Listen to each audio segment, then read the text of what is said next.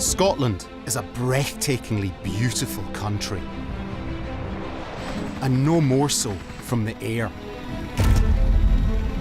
It boasts one of the most photogenic landscapes in the world. No wonder it's one of the most photographed. Ever since the invention of flight, aerial photographers have taken to the skies and taken thousands of photographs. They're a record of how our countryside, our cities, even our way of life are constantly shifting and changing.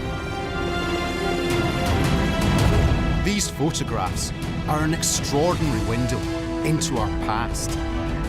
They can take us back in time and show us how our great cities have dramatically changed with the ebb and flow of history, while whole communities have vanished in the name of progress. They can reveal treasures from the past without even lifting a spade. And they can uncover secrets buried right beneath our feet. Did you realise that where you're standing was once a massive Roman military camp? Never imagined that. From Roman camps to lost ornamental gardens to a field where the very concept of time emerged. Without that photograph, we wouldn't be here today, no. This is the fascinating and untold story of those pioneering photographic detectives and the extraordinary mysteries they've uncovered. This is the story of Scotland from the sky.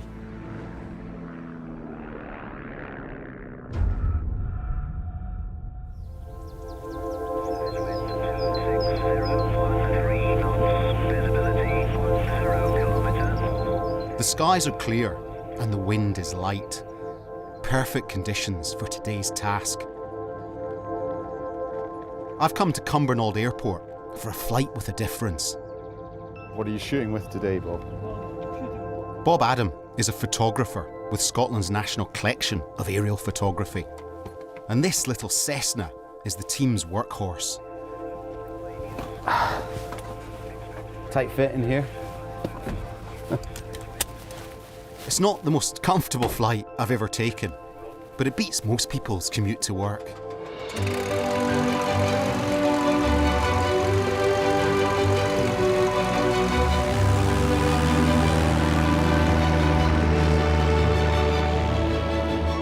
Spring, summer, autumn or winter, the survey team from the National Collection take to Scotland's skies.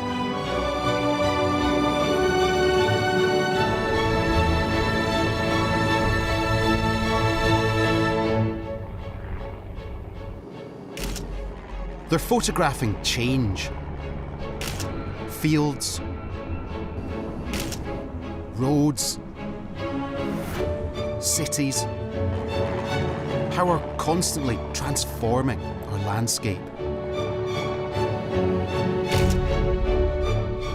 The National Collection has been photographing us from the skies for over 40 years. And if you know what to look for, you'd be astonished just how far back in time you can see. The annual survey started in the scorching summer of '76, an extraordinary year to begin.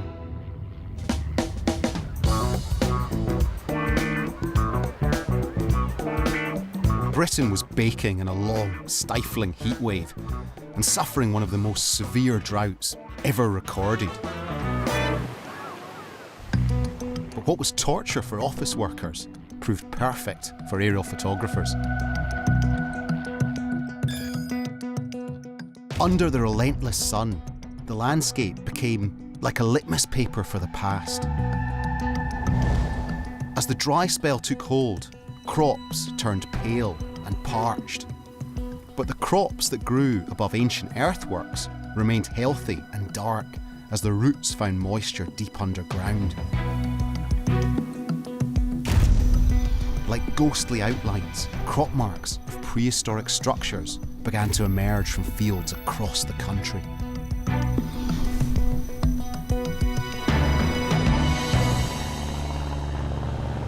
On one particularly scorching day, an aerial archaeologist was flying above this field near Crathis Castle, just to the east of Banchory in Aberdeenshire. This is what he was looking for. The crop mark of an ancient great hall built nearly 6,000 years ago. But later, he noticed this.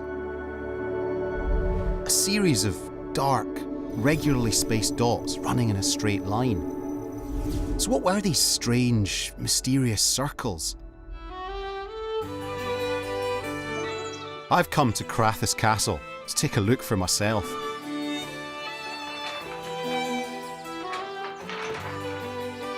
You can barely spot them in the photograph. But here on the ground, I've no chance. There's nothing to be seen at all.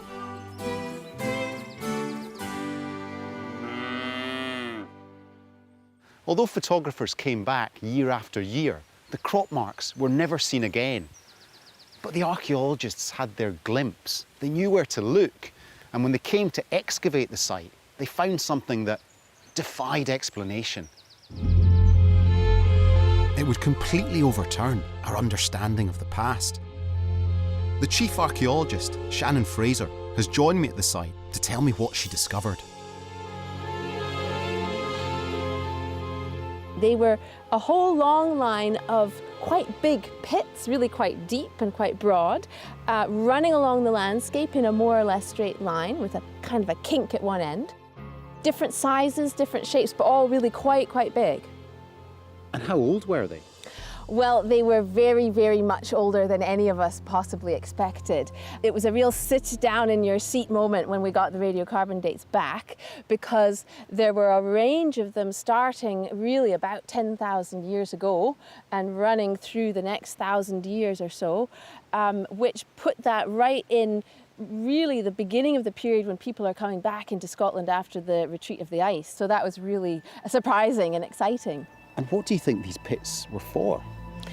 Well, looking at the dating evidence and the archaeological evidence, what we could see was happening was that people over an incredibly long period of time were coming and digging these big pits. In most of them, they were then placing the ashes of fires very carefully in the bottom. And then they were moving around them and the soil starts to just come back in, and then nothing. Then they go away and the vegetation starts to grow. And then they come back and they do similar things. And this process is going on for literally 1,500 years.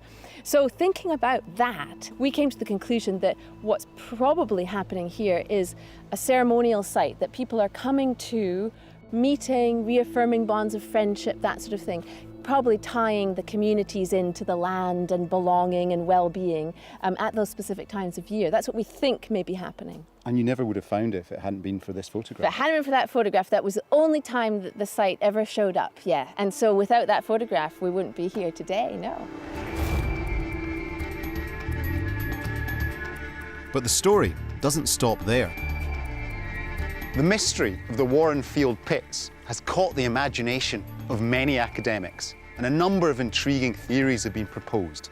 One team has come up with a tantalising possibility that here, in what's now an empty field in Aberdeenshire, the very concept of time was invented.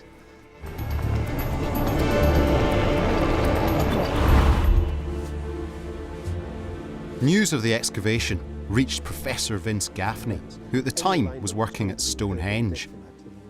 When he discovered that the central pit lined up with sunrise on the midwinter solstice, he put together a team to find out more. We realised that it was pointing towards the Slug Valley Pass. And 10,000 years ago, this pass would have had the sun rising through it on the midwinter solstice. So it suggested straight away that we were looking at a monument with some sort of astronomical alignment. And this is very, very, very rare for hunter-gatherers to have that sort of concern with astronomic events. While the central pit lined up with the midwinter sun, what did the other 11 do? Vince had a theory. The pits themselves may be associated with a reflection of the phases of the moon going through from waxing, gibbous, full, and into the waning cycle. Vince believes these 12 pits might symbolise the 12 lunar months, while their varying sizes, from small to large and back to small, represent the waxing and waning of the moon. They were inscribing their notion of the passage of the moon in the land in order to have some form of tracking time. There is nothing comparable in Northwest Europe that we can see at the moment. So in some senses, a concept of time emerged here. Vince's theory remains open to fierce debate. But what we do know is that for 10,000 years, this area has always been a magnet for people. And for the last 700, it's been home to the Burnett family. Every summer, hundreds of Burnett descendants from around the world return to Scotland to celebrate the sense of belonging that all of them share.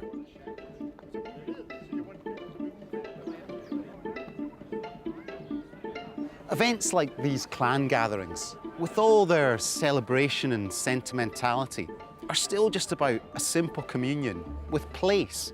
They're about understanding who you are and where you're from, and they're about why, perhaps without knowing, you always feel compelled to keep coming back.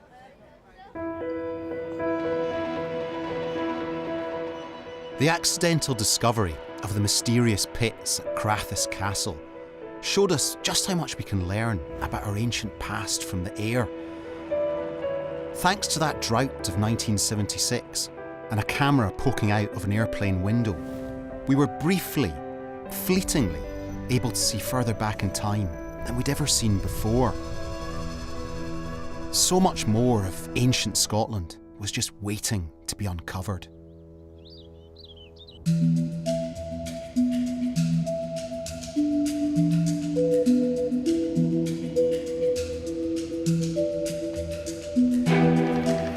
The precious photograph of the Crathis Castle pits is stored here in the vaults of Historic Environment Scotland in Edinburgh. It's where the National Collection of Aerial Photography is held, and it's where I work, researching and uncovering its secrets. Millions of aerial images can be found here, and every one a potential clue to our rich history. It seems extraordinary looking back now, but till recently, Scotland's past was largely neglected. In the late 19th century, there were only 21 legally protected ancient sites and monuments in Scotland. It was a tiny list made up of a few stone circles, some carved stones, a handful of ruined towers, and a couple of prehistoric tombs. There wasn't even a castle. That tiny list has grown to nearly 10,000 protected sites today. And that's thanks to the father of aerial archaeology, who kick-started the quest to uncover Scotland's lost history.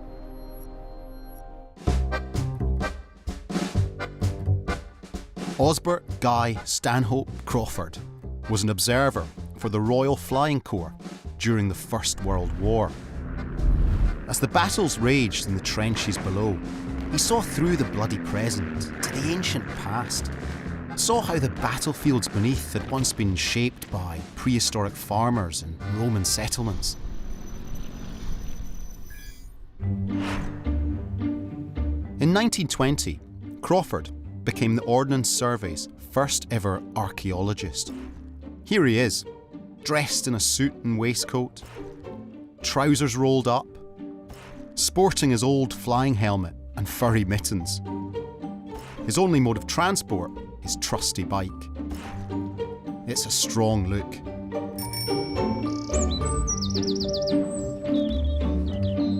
Throughout the 1930s, he pedalled around Scotland, bags hanging from the handlebars, maps wrapped round the crossbar, and I suspect he had shorter legs than me. He worked and lived like this, riding from site to site, sometimes on the road for a month or more at a time. He brought the same urgency to his job as he had to his wartime observation work. He saw it as equally important.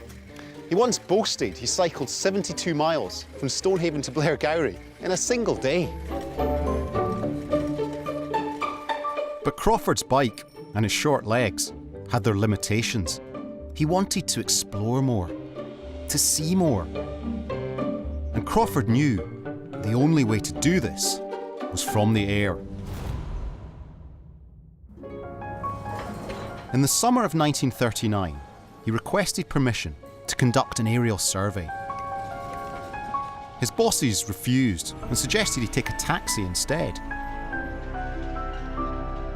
But Crawford was stubborn and paid for the airplane himself.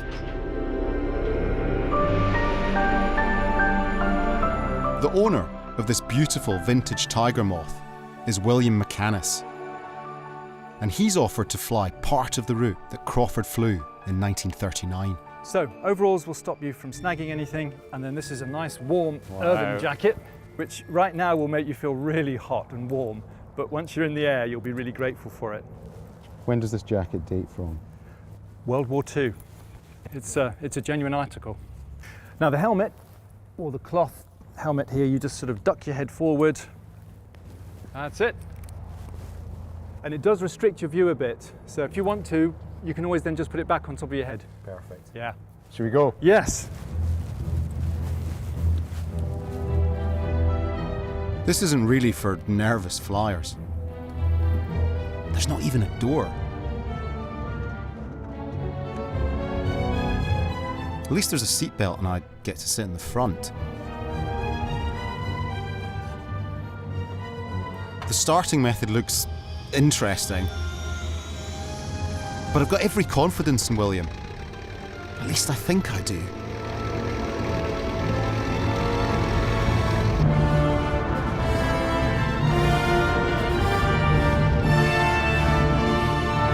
And if you're thinking this looks precarious, it feels it. Okay, here we go. There's no turning back now.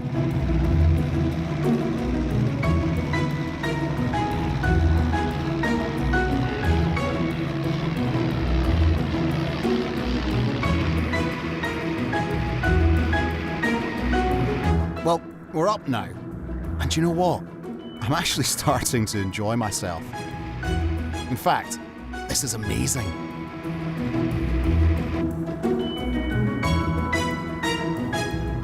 The original trip above the Scottish lowlands cost Crawford £27. That's around £1,000 in today's money. But it was worth every penny. Crawford became the Sherlock Holmes of the skies. It felt like the future. Technology revealing how the living share the land with the dead. How ghosts are, in a sense, all around us, all of the time. But of all the peoples that haunted this landscape, it was the Romans that fascinated Crawford the most.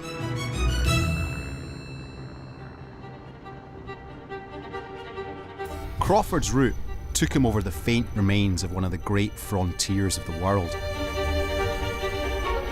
The Antonine Wall was built in the mid-2nd century AD. Named after the Emperor Antoninus Pius, it snaked between the Clyde and Forth estuaries. North of the wall, the territories of the barbarous Caledonians began. This section, just west of Falkirk, is a fractured line of humps and ditches, running around housing estates, through back gardens and under power lines.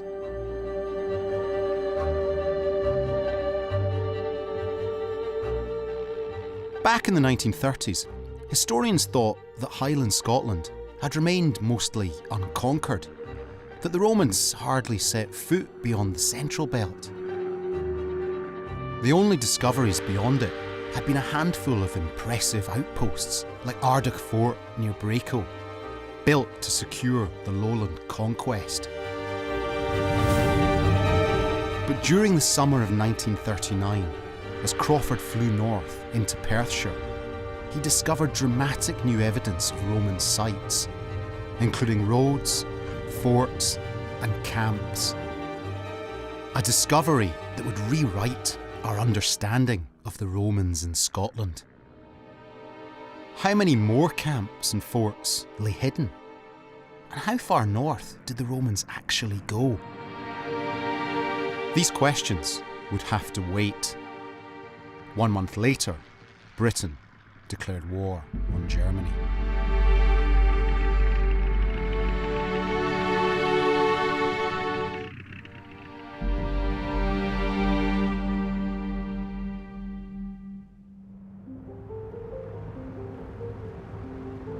In 1946, Crawford retired.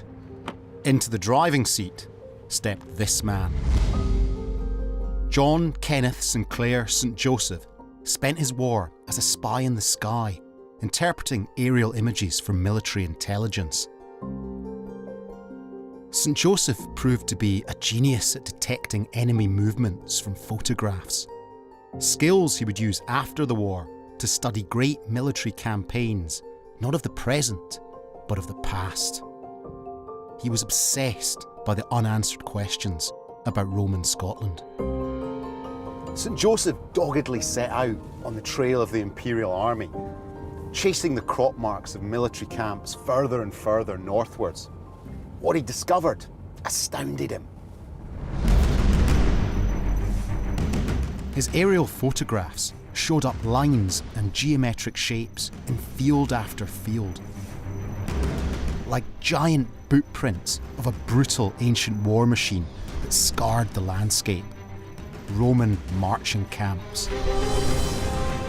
St. Joseph discovered a staggering 130 of them. He'd revealed the scale of the Roman invasion and proved that the Roman campaign went further north of the Antonine Wall than anyone had previously thought. These were temporary marching camps for an army of thousands of soldiers on the move. Running from Perthshire through Angus to Aberdeenshire and Murray. Strung out in a line, the camps appeared like a giant signpost in the landscape. St. Joseph knew he was onto something. There was a fabled story of a titanic Roman victory over the Caledonian tribes, the Battle of Mons Graupius. It's one of the great mysteries of history, because no one knew where the battle had taken place. Could this line of camps lead St. Joseph to the biggest prize of all, the fabled battlefield itself? One camp in particular caught St. Joseph's eye. It was hard to miss. The camp was one of the biggest ever found in Britain. It lies under the small, quiet town of Kintore, on the main road between Aberdeen and Inverness. St. Joseph believed the camp might hold the key to Mons Graupius and was the base of the Roman legions that fought the epic battle. Sprawling housing estates now cover the site, and standing on the southern entrance gate is Kintore School.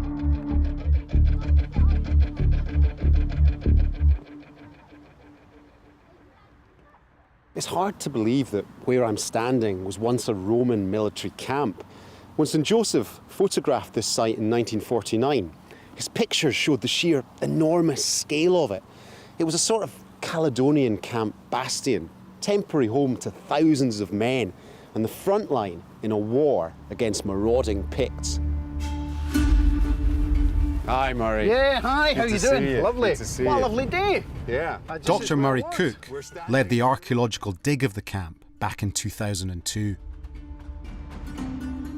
So, Murray, you've brought a map with you that shows how the enormous scale of the Roman camp overlapped onto the modern town of Kintore. Oh yeah, I mean, the camp, which is a fairly standard one, is 44 hectares in size.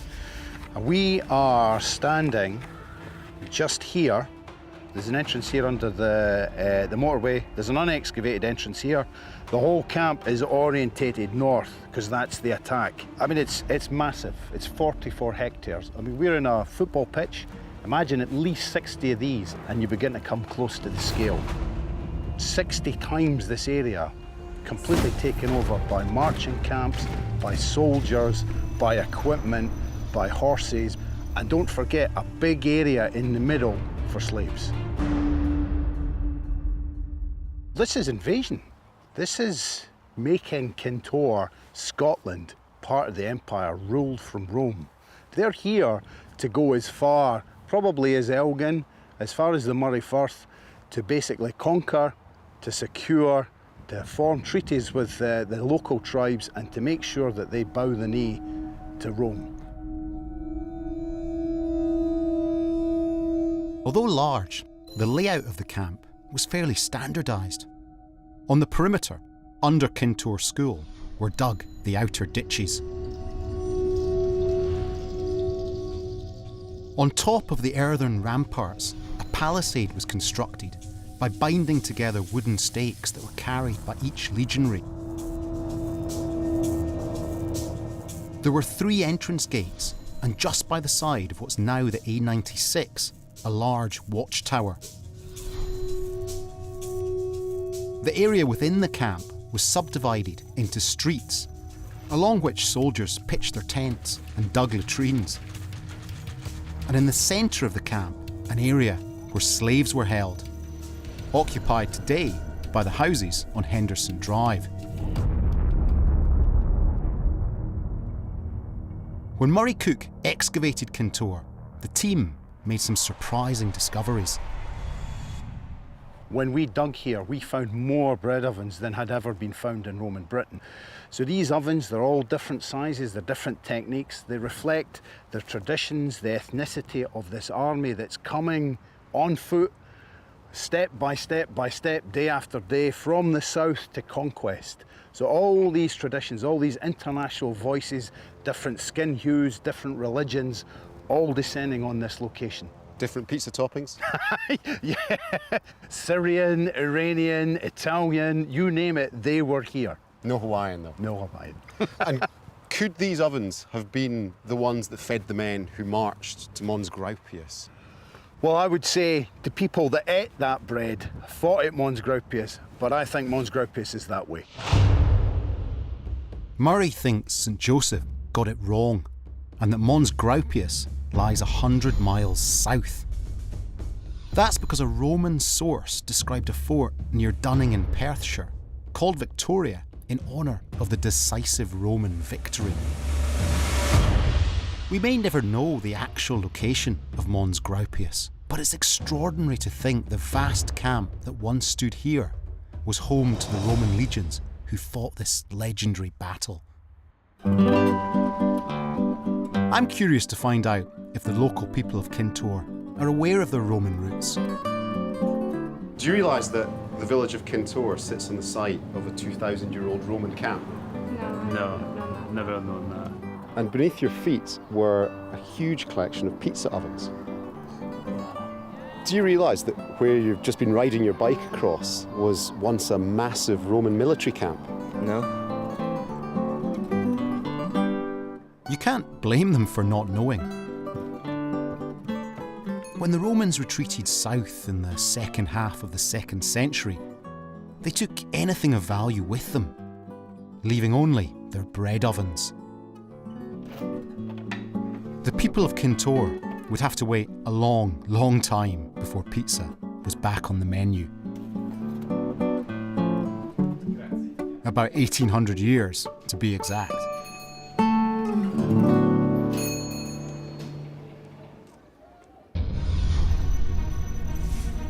With his aerial photographs, Kenneth St Joseph had revealed hundreds of lost ancient structures buried beneath the landscape. But in the early 1950s, these sites came very close to being bulldozed from history. After the experience of wartime rationing, the government became obsessed with achieving self-sufficiency. And Scotland looked like the place to do it. huge areas of the country were to go under the plough. Massive forests were to be planted, and valleys flooded for hydroelectric power. The pace and scale of change spurred one man into action.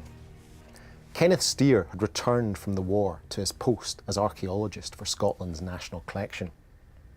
He was convinced that there were thousands of monuments, even tens of thousands, that were still unknown.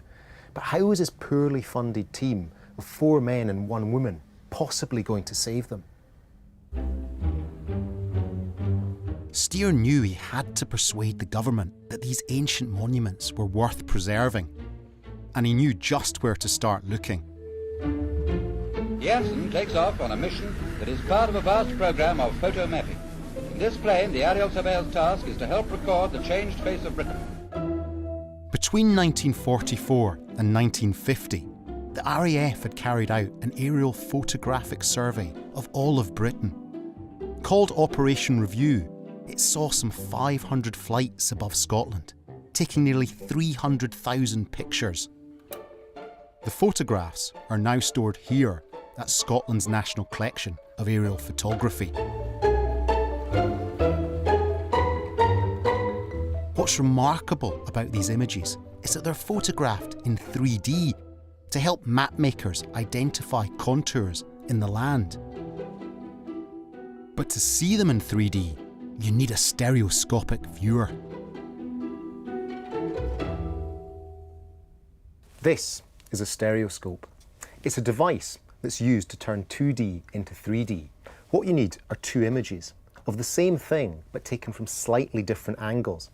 I look through the stereoscope viewer and I try to make the features on the images overlap. It's weird at first, but then all of a sudden 2 becomes 1. Your brain is tricked into seeing 3 dimensions.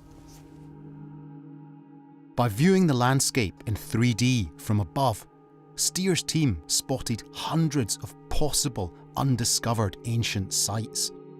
The sheer volume of finds sparked Steer into announcing an emergency survey, a rapid and systematic attempt to map and measure Scotland's threatened heritage. Sites only seen in photographs would now have to be investigated in person. Driving an ex-army jeep, the team headed out into the Scottish countryside. By the summer of 1950, the emergency survey was well underway. Sites were visited in small teams, and work that would normally take days was undertaken in hours. Think speed dating for ancient monuments. But sometimes they were already too late. An ancient fort at Dalkslaw in the Lammermuir Hills, photographed in 1928, was gone, completely ploughed out by farming. Elsewhere, archaeology was quite literally in the firing line. Chambered cairns made top targets for artillery practice. It was a race against time. But in the remoter places, on lonely hilltops, earmarked by the government as marginal land, sites had been spared the plough or the bulldozer.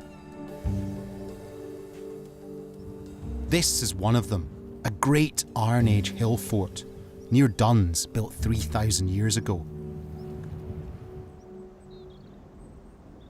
I've come here with archaeologists George Geddes and Adam Welfare to recreate the survey using the very same equipment from the 1950s. Well, the first part of it's just a sheet of cartridge paper, which is what they would have used at the time. Not very weatherproof. Then the next crucial thing we need is a little pin. So everything we measure on the drawing will be done in relation to that pin. So now, in order to actually make our drawing, we use 2 items of equipment. The first one is this thing called an alidade. This is from about 1950. And the second thing is our tape. That's it.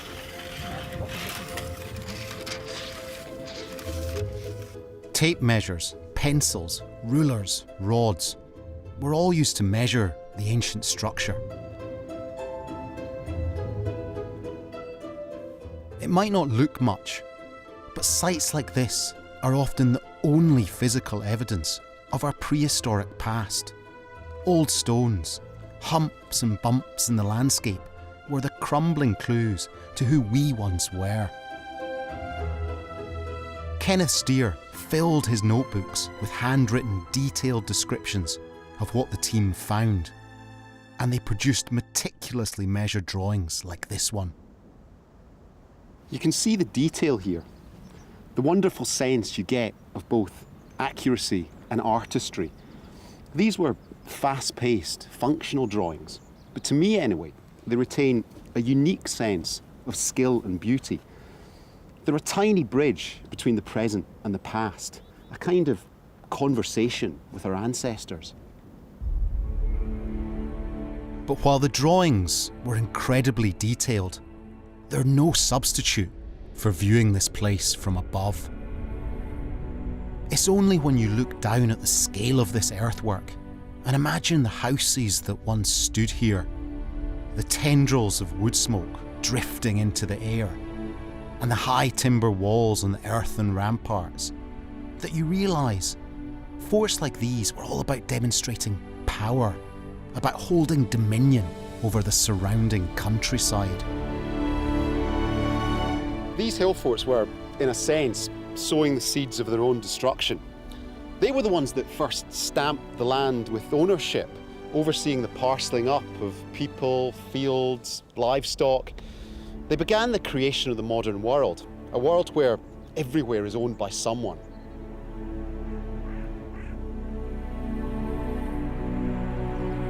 Far from the past being an empty and mysterious place, the emergency survey began to reveal a landscape bustling with people, living, working, and defending their way of life.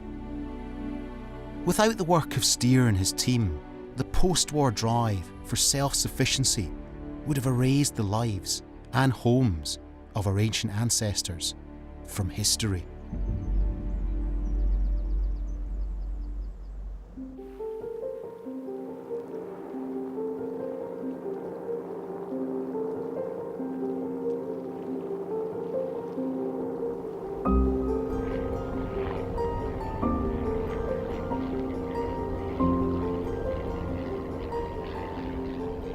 "60 years on, the National Collection of Aerial Photography uses a plane rather than an ex-army jeep.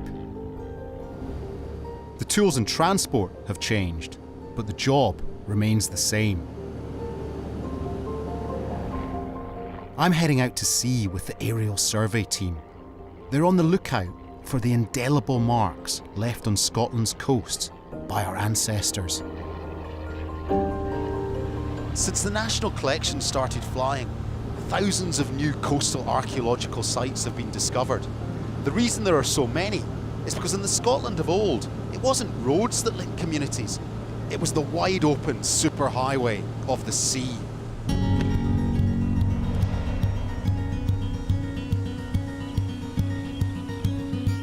Overshadowed by the brooding and dramatic Cuillin Mountains, the southern tip of the Isle of Skye is incredibly beautiful. It's one of my favourite spots. This is the ruined Dunan Peninsula with its tiny loch. To most visitors, it looks remote and lonely, home only to seabirds and seals.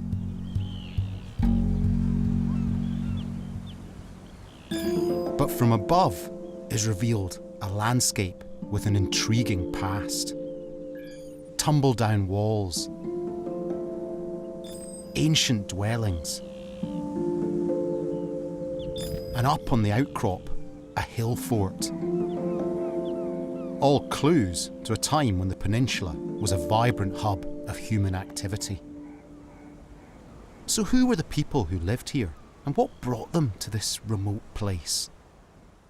Around 20 years ago, Ruan Dunan's mysterious past began to be uncovered when an extraordinary piece of evidence came to light.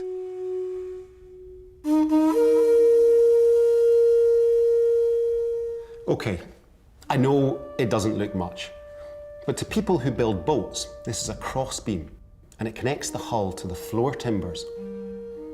What makes this one so special is that it once belonged to a nearly 1,000-year-old four-oared seagoing boat. It was discovered in shallow waters in a little loch at the ruined Dunan Peninsula. What got archaeologists excited were the intriguing questions this bit of wood posed. Who built it, and why was a seagoing boat abandoned in a landlocked, shallow loch? The best way to find out is to take a trip there myself. My guide is maritime archaeologist Dr. Colin Martin.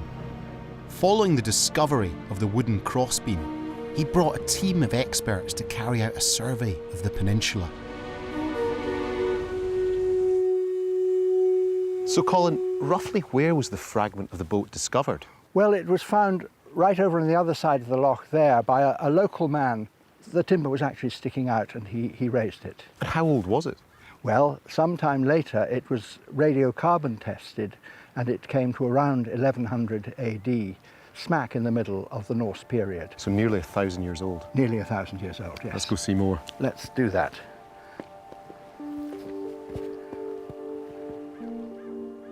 For centuries, tales from local folklore told how the peninsula was once home to the Vikings. These tales had been dismissed by historians, but when the team arrived, they were excited to find some intriguing man-made features. The most obvious feature is this structure, which links the approach to the dune and the fort on the headland and the loch that we see out here. So this obviously was our first focus of interest. You later found that the view from above was instrumental to your interpretation of this site. Absolutely it was. We used a drone to get much more detailed information and accurate surveys of the very complex rubble of stones that are lying all over the place, which from ground level appear really beyond interpretation.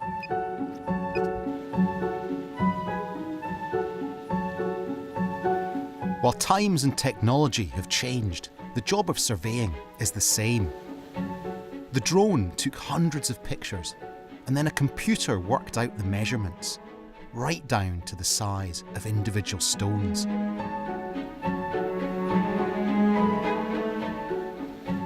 The pictures were processed to create a top-down, vertical image of the entire site. What was revealed exceeded everyone's expectations.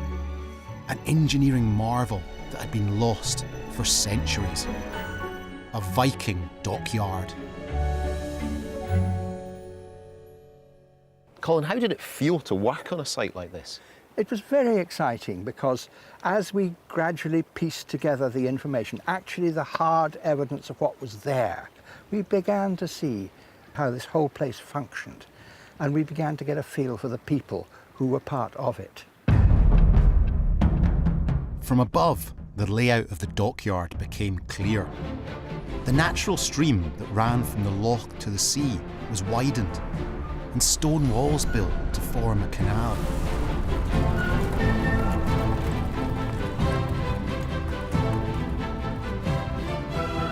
At the harbour entrance, two noosts or dry docks were built where boats were pulled up and repaired. Servicing the dry docks were some small buildings, probably storehouses or living quarters.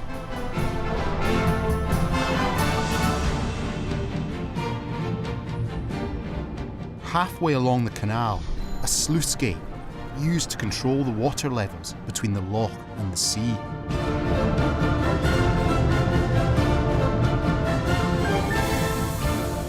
Then at the end of the canal, there are two quays and a large turf-covered building.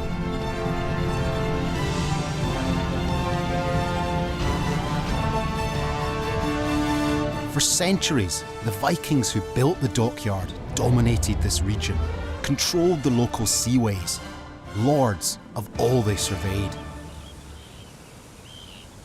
Is It's the sort of place that brings the past really to life, isn't it? Absolutely. And could you imagine what it must have been like for them to live and work here?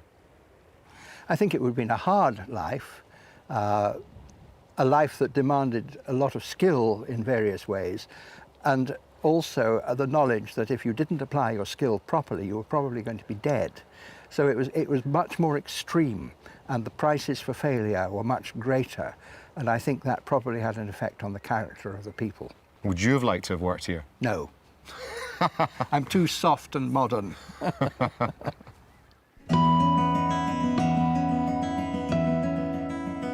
The Viking dockyard has long since been abandoned, and nature has reclaimed it. Rather than take the motor launch we arrived in, Colin and I are taking a more authentic form of transport home. A wooden rowing boat, similar to the one recovered from the loch 1,000 years ago. I suspect the Viking workers who once laboured here would approve.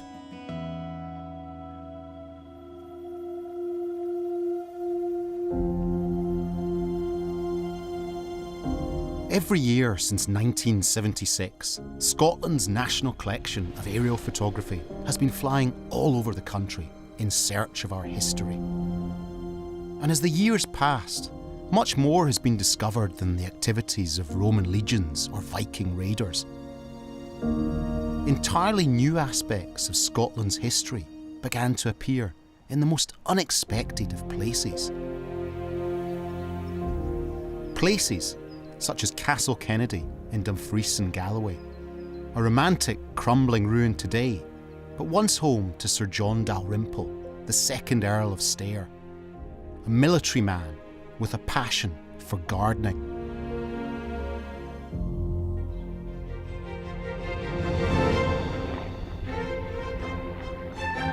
In 1984, a national collection archaeologist was flying above the picturesque ruin of the former Earl's home.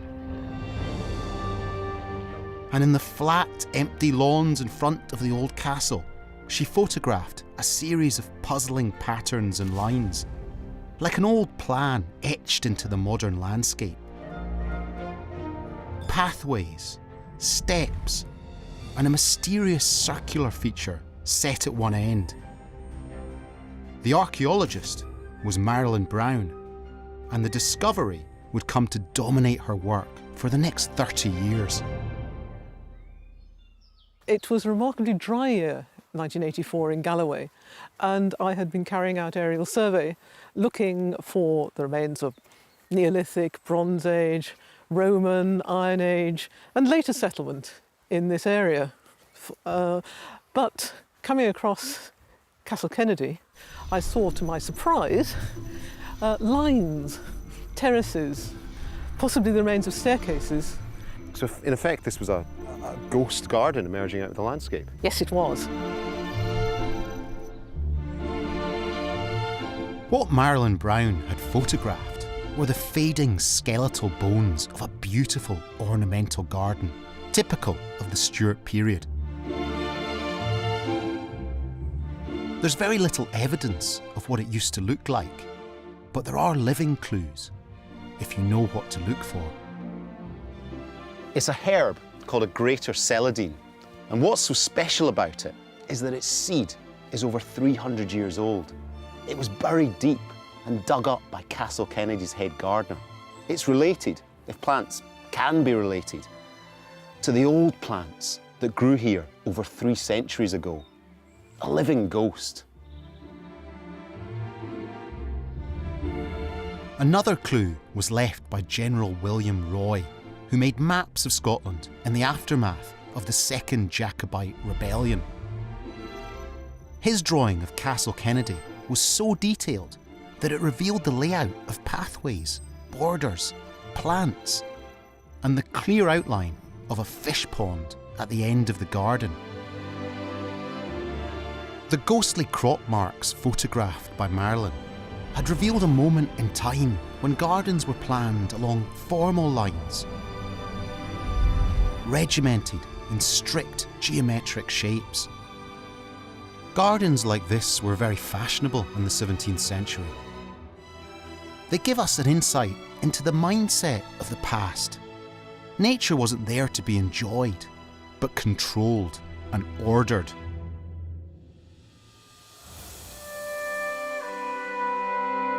The garden was Dalrymple's pride and joy. But then he did something rather unexpected. He destroyed it. The reason for this rash decision is to be found in the crumbling ruins of Castle Kennedy. In 1716, Sir John returned from Paris, where he'd been working as Britain's ambassador to the court of Louis XV. He found a smouldering shell. One of his maids had set the building alight, trying to dry bedding too close to an open hearth, and the fire had gutted the place. But Dalrymple didn't see a disaster, rather an opportunity. In the age of Georgian Britain, tastes were changing. Nature was now a thing to be celebrated, and formal gardens were becoming old-fashioned. Instead, landowners began to create gardens that romanticised wilderness. So Dalrymple created a magnificent new garden, with the ruined castle as its centrepiece. Right, here we are. So where are we now? We're in the central part of the building where all the main living areas would have been. The sitting room. Lady Emily Stair has researched the history of Dalrymple's garden, and she and her husband are the current custodians. He was a very creative individual. He had an extraordinary career as a soldier, as a politician, but had a fallow period, and in those years he devoted himself to improving this place. He was very much inspired by Versailles and the other gardens that he'd seen in France, and he devoted his time and energy to creating the landscape as it is.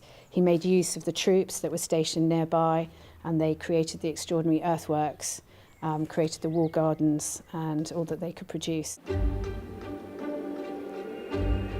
In the days of picks, shovels, horses and carts, the new garden was a massive undertaking. 2 whole regiments were enlisted for the back-breaking task. The work took around 15 years and involved the movement of huge amounts of earth to create these banks and terraces. Terraces that were designed specifically to view the new gardens from above. From up here, visitors could admire the new, perfectly circular fish pond, substantially bigger than the last one. Behind the ruins of the castle, they could stroll through a walled garden planted with exotic flowers, herbs and fruit trees. Either side of the gardens, they could gaze across 2 huge bodies of water, the White Loch and the Black Loch. The 2 joined together by a new canal. The Castle Kennedy makeover was a triumph, but in the process, the old, formal gardens had been consigned to history. And it's only on hot summer days that its bones can occasionally be glimpsed, like the ghost of gardens past.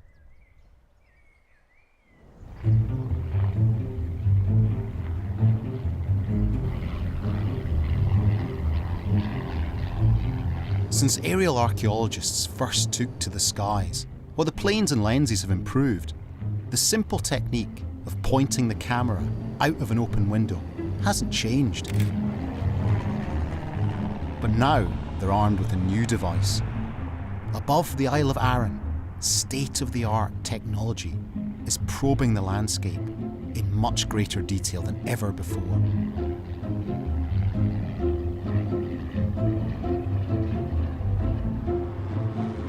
By crisscrossing an area of land and firing laser beams down at the earth, echoes are captured to produce a picture of the ground that's accurate almost to the millimetre. Trees, bushes, even forests are no barrier to receiving measurements. Branches and undergrowth are stripped away to reveal the naked earth.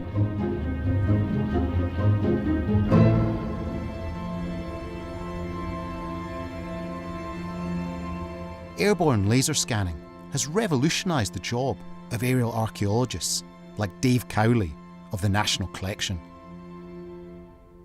So Dave, can you tell me what it is that we're seeing here?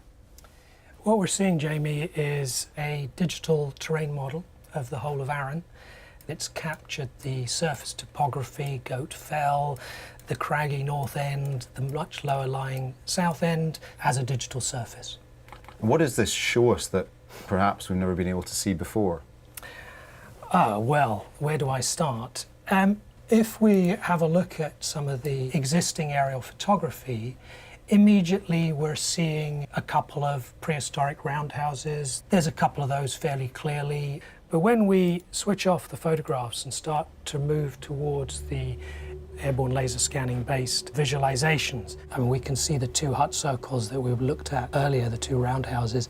But what we're seeing immediately is that there are lots and lots of other examples. And straight away I can see, 10 or 20 new sites potentially. Yep. Oh, absolutely. These little small agricultural clearance cairns, bits of field boundaries, and so on.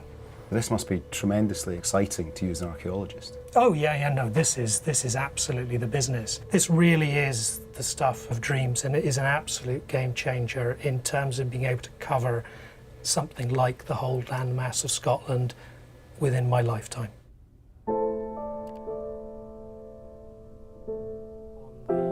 Stand on Arran, even in its remotest parts, and the chances are that you can't move for tripping over some trace of human activity. When lasers strip the landscape bare, you can see just how much our interventions have, from the earliest times, marked, changed, and scarred our world. At the end of the 19th century, we thought there were only 21 important ancient sites across the whole of Scotland. But thanks to the work of pioneering aerial archaeologists, that list has grown into hundreds of thousands. And we care more about protecting them than ever before. And we keep on building them.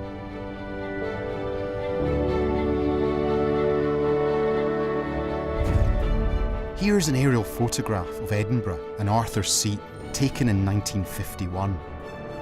The Palace of Holyrood stands to this day, but the gasworks, 2 breweries, and much of the housing have all gone.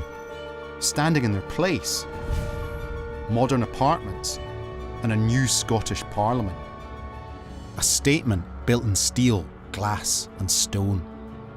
It demonstrates our ability to rewrite our landscape. Over the past century, the pace of change has been incredible. We can see our homes, our cityscapes, our landscapes change around us. We keep rewriting our landscapes. We can't stop it. It's in our nature. Aerial photography allows us to follow the clues back into the past, to see who we once were. And it also asks the question, what other secrets are out there waiting to be discovered?